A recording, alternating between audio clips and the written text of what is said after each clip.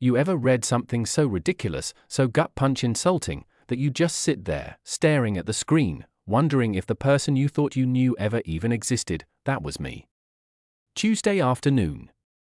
Lunch break. One swipe on my phone, and my entire relationship detonated in front of the whole world. It wasn't a private fight. It wasn't whispered behind closed doors. No, my girlfriend, Lila, decided to post a pastel-colored inspirational quote with a sunset background. But the words? They cut like a knife. Don't let your boyfriend stop you from meeting your husband. I read it once. Twice. A third time. For years together, gone in a single sentence. I didn't scream. I didn't call her. I didn't even text. I just typed for words under her post, "Good luck finding him." Then I flipped my relationship status to single, tagged her entire family, and put my phone down. The explosion was instant. Her texts lit up my screen like fireworks. First, question marks. Then, what did you do? And finally, take that down right now. I ignored every one of them. But her sister messaged me, panicked, "Lila's hysterical, what happened?" I sent her the screenshot. She responded with 3 words I'll never forget: "Oh yeah, oh." By the time I got home, Lila was waiting. Arms crossed, eyes swollen from crying, face twisted in fury. "You humiliated me," she hissed. I dropped my keys in the bowl by the door, cracked open a bottle of water, and said, "The only thing I could do, you did that yourself." Her voice rose, sharp, defensive. "It was just a quote. Everyone posts that stuff." I laughed, bitter and cold. Not people in a serious relationship. Do you know what you just told the world? That I was a placeholder. A roadblock. A stepping stone to the man you really wanted. Well, obstacle removed. She broke again, tears spilling. Then anger. Then that smirk, the kind that tells you someone thinks they've already won. "I'm not leaving," she said. "My name's on the lease. You can't kick me out." And she was right. That's when I realized this wasn't just heartbreak. It was war. The next week was hell. She played every game she could. Sweet 1 second, venomous the next. Her friend sprawled across my couch, drinking my beer, blasting music until sunrise. One guy, Todd, put his filthy shoes on my coffee table. I told her, "Get him out." She rolled her eyes. "Don't be a jerk. It's my place too." That was her mistake. The next morning, I contacted our landlord, Mr. Doyle, a cranky old man who hated noise more than he hated late rent. I asked him about overnight guests. An hour later, he replied, Section 7C. No guest can stay over 3 nights without written consent. Any tenant disturbing others can be evicted. One warning only. I saved that email like it was a golden ticket. That night, when Todd showed up again, I walked into the living room, held up my phone, and said calmly, "He leaves, or we both get evicted."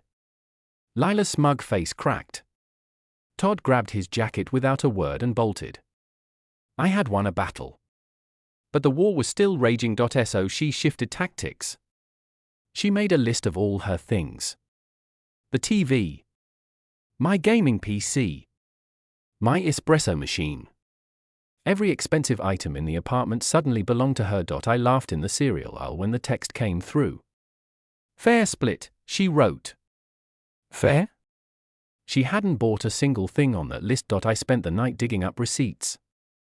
Best Buy invoice for the TV. Amazon orders for every PC part. Williams-Sonoma receipt for the espresso machine.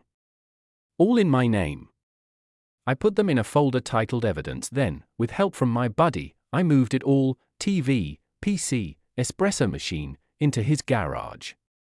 When Lila came home, the apartment looked stripped bare. I emailed her the receipts and a single line: "These items are secured off-site until you've moved out."